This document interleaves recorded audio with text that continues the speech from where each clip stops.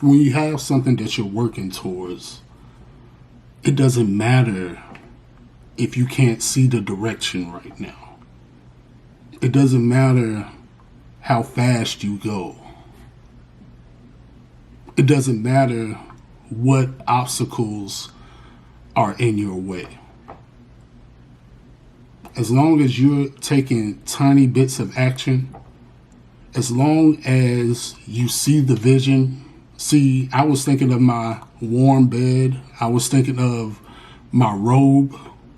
I was thinking of all the snacks I got at home. I was thinking of all my friends and family. I had to get home safe. That meant something to me.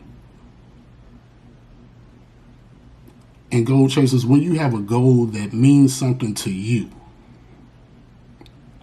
it doesn't matter if you can't see. It doesn't matter what conditions. It doesn't matter